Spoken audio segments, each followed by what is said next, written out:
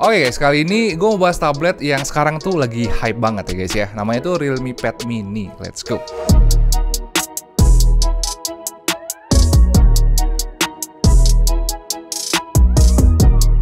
Oke, Realme Pad Mini. Ini tablet entry level yang baru banget launching guys, tanggal 18 Agustus kemarin. Dan ini tablet Realme pertama yang kita bahas di channel ini. Karena walaupun mereka udah pernah launching tablet sebelum-sebelumnya, tapi ini baru pertama kali mereka masukin ke Indonesia tabletnya.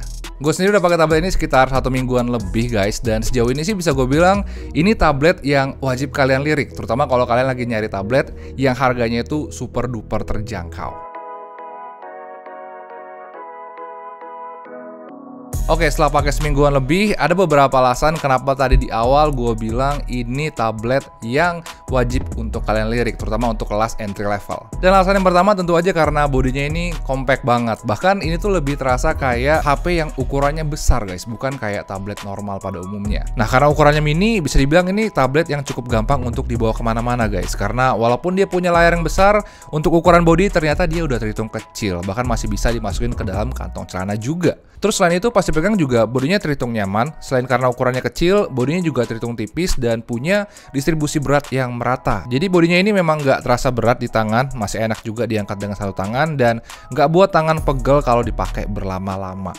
Selain itu, walaupun ini tablet entry level ya guys ya, ternyata pas dipegang ini feel-nya nggak kayak tablet murah juga. Bahkan bisa dibilang bodinya ini udah terhitung kokoh dan lumayan premium juga, soalnya materialnya ini bukan polikarbonat, tapi ini udah aluminium alloy. Gripnya juga bagus banget, thanks to pinggiran datarnya dan finishingnya yang keset. Terus fiturnya juga udah terhitung lumayan, karena selain udah punya micro SD card slot, dia juga udah punya USB Type-C, jack audio, dan punya pilihan versi Wi-Fi atau versi seluler yang bisa dipasangin SIM card. Jadi ya, untuk entry level sih menurut gua ini kualitas bodinya memang udah terhitung salah satu yang terbaik. Soalnya selain dia compact, kualitas bodinya juga bagus dan fitur-fitur pentingnya juga rame. Jarang banget loh ada tablet entry level yang kualitasnya kayak gini. Biasanya sih tablet kayak gini tuh bakalan cocok untuk orang-orang yang mobile dan nggak suka dibuat ribet. Dan biasanya orang-orang kayak gitu juga pasti butuh provider yang nggak ribet, bisa diandelin dan kuotanya besar untuk kerja mobile. Contohnya kayak sponsor kita kali ini guys, yaitu Liveon by XL Axiata. Gue bilang kayak gitu karena selain Liveon ini selalu nawarin kuota yang besar dengan harga yang terjangkau, kuotanya itu bebas dipakai untuk ngapain aja guys, karena nggak dipecah-pecah berdasarkan parameter tertentu. Jadi kalau mau dipakai sosmedan, streaming film, ngegame, dan lain-lain, kuota kita itu diperlakukan sebagai satu kuota besar yang bebas dipakai buat ngapain aja tanpa keterbatasan aplikasi, waktu jaringan, dan juga speed.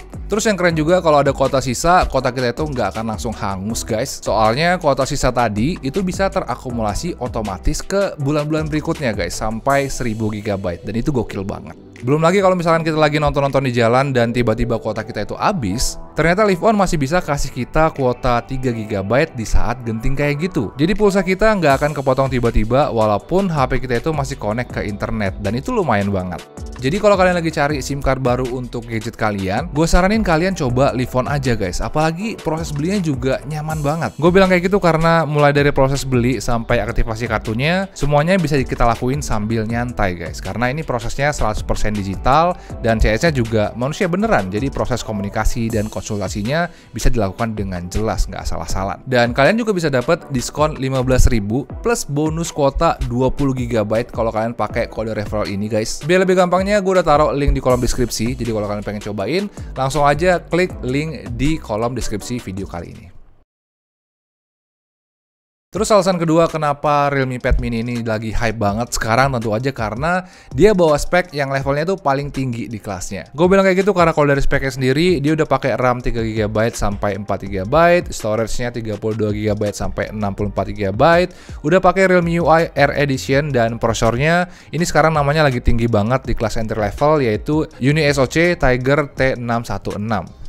Bisa dibilang itu prosesor yang punya level performa yang tinggi guys, karena tadi udah gue ukur benchmarknya juga dan dia selalu dapat nilai yang tinggi dan juga nggak kesulitan ngelewatin benchmark stress test. Untuk kelas entry level nilai tutupnya udah terhitung gede guys di 209.000 dan performanya juga terhitung stabil saat dites pakai CPU throttling, dan pas cobain ternyata nilai-nilai tadi itu sesuai dengan level performa dari si tablet ini. Gue bilang kayak gitu karena kalau dibandingin dengan kelas entry level lain, bisa dibilang performa dari tablet ini emang udah terhitung enak banget. Kalau dipakai untuk keseharian kayak browsing, sosmed, streaming, multitasking, bisa dibilang sih performanya udah lancar dan gak patah-patah. Terus kalau dipakai untuk ngegame, performanya juga udah ngangkat guys. Kalau dipakai untuk game PUBG misalkan, ini masih lancar di settingan smooth high, dan dia juga nggak kesulitan untuk dipakai main Mobile Legends. Karena di settingan high refresh rate aja, performanya sendiri masih terhitung lancar, nggak ngedrop dan nggak panas juga kalau dipakai ngegame berlama-lama. Terus UI-nya juga terhitung nyaman banget ya guys ya. Walaupun ini kayak UI yang smartphone doang yang diperbesar dan nggak punya fitur-fitur khusus untuk tablet, Realme UI Air Edition ini ternyata berjalan sangat nyaman di sini karena tampilannya simple, ringan, dan nggak buat performanya jadi terasa berat. Jadi untuk setel performa, gua rasa Realme Pad Mini ini udah terhitung sangat bagus sih guys, karena selain dia punya tenaga yang kuat, dia juga punya user interface yang bisa kasih experience yang nyaman saat dipakai, dan itu bagus banget. Terus alasan lain kenapa tablet ini menonjol banget untuk sekarang adalah karena di sektor baterainya ini menarik banget. Walaupun ini tablet yang ukurannya mini, ternyata kapasitas baterainya bisa dibilang cukup besar guys, di 6400 mAh, dan dengan kapasitas baterai sebesar itu ngebuat baterainya jadi susah banget untuk dikuras. Bahkan setelah dipakai untuk ngegame dan streaming lebih dari 10 jam, dia masih bisa bertahan lebih dari seharian dengan sisa baterai masih 19%. Itu gokil banget. Dan dengan baterai life kayak gitu, gue rasa tablet ini bisa bertahan sih sampai 1,5 harian lebih, atau bahkan 2 hari kalau dengan pemakaian yang normal. Dan gak cuma sampai di situ doang, untuk chargernya juga ini udah support 18 watt quick charge, dan juga dia udah support dengan reverse charging dan bisa dipakai untuk ngecas gadget lain. Dan untuk kelas entry level bisa dibilang itu jarang guys yang kayak gini, karena biasanya mereka selalu dapat chargeran yang 10 watt yang memang kecepatannya itu nggak sekenceng charger 18 watt di sini. Terus untuk layarnya sendiri bisa dibilang ini spesifikasi layarnya biasa banget ya guys ya. Untuk speknya sendiri tablet ini pakai layar 8,7 inch yang spesifikasinya tuh sangat-sangat standar, yaitu LCD dengan resolusi cuma 1340 x 800 pixel. Viewing angle juga bukan yang terbaik karena kalau lihat dari samping kecerahannya emang menurun. Terus dia juga nggak support stylus, jadi ini nggak bisa dipakai untuk nulis atau ngegambar pakai stylus. Karena ini kelas entry level, gue rasa itu cukup wajar karena memang kualitas panel yang bagus itu harganya emang nggak murah guys. Tapi setidaknya dengan limitasi spek yang kayak gitu, untuk keseharian gue rasa ini kualitasnya udah sangat oke. Contohnya kalau dipakai untuk nonton-nonton, browsing, baca artikel, atau baca komik gitu ya, detail layarnya itu ternyata masih kelihatan cukup tajam guys. Bahkan gue juga nggak terlalu sadar kalau ini resolusinya nggak tinggi-tinggi banget. Dia juga udah punya sertifikasi L1 Widefine, jadi kalau dipakai untuk nonton Korea atau nonton film di Netflix, kita bisa streaming dengan resolusi yang HD. Dan kalau dipakai untuk nonton juga, kualitas warnanya udah terhitung cukup bagus karena dia punya black level yang baik dan warna-warna yang bagus.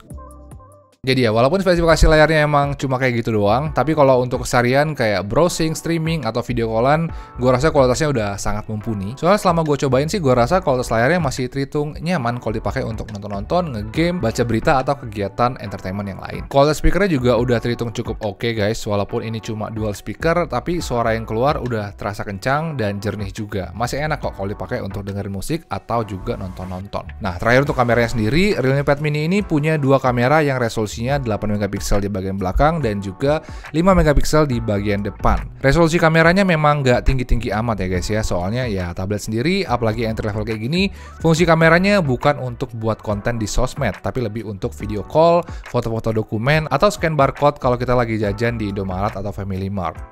Kamera depannya kira-kira kayak gini guys, resolusinya 720p 30fps. Ini emang nggak tajam-tajam banget, tapi kalau misalkan dipakai untuk video call atau video meeting gitu, gue rasa ini masih oke lah ya. Namanya juga tablet, memang bukan untuk buat konten lah. Jadi gue kualitas kayak gini untuk kelas entry level udah hitung oke-oke aja untuk keseharian kayak video call dan lain-lain. Terus untuk harga sendiri, ini bisa dibilang dia punya range harga yang bagus ya, karena yang versi Wi-Fi only aja itu base modelnya harganya cuma 1,99 juta, sedangkan yang LTE version harganya mulai dari 2,399 juta. Dan kalau dilihat dari kualitasnya, menurut gue di harga segitu, jujur aja gue nggak heran kalau tablet ini kedepannya bakalan laku keras, karena pertama, di Indonesia sendiri jarang banget guys ada tablet entry level yang level body, baterai, dan performanya sebagus ini. Dan yang kedua, tipe-tipe tablet mini Android kayak gini bisa dibilang sangat jarang. Bahkan di entry level aja kayaknya nggak ada saingannya. Jadi bisa dibilang sih ini salah satunya opsi yang bisa kalian pilih, terutama kalau kalian emang nyari tipe-tipe tablet kayak gini di kelas entry level. Tapi kalau kalian memang ada rencana pengen beli, gue saranin ambil yang versi 64GB aja guys, karena yang versi 32GB itu rasanya memang agak nanggung. Mungkin kalau duit kalian terbatas atau tabletnya cuma dipakai untuk streaming doang, yang versi 32GB masih terhitung oke. Tapi kalau prioritas kalian emang kenyamanan, gue saranin ambil yang versi 64GB aja biar experience-nya punya rasa lebih maksimal. Jadi ya, mungkin segitu aja guys pendapat gue tentang Realme Pad Mini ini. Kalau kalian suka dengan video ini, pencet like dan jangan lupa juga subscribe guys, biar kita bisa ketemu lagi di video-video gue yang berikutnya. Makasih udah nonton. Ciao.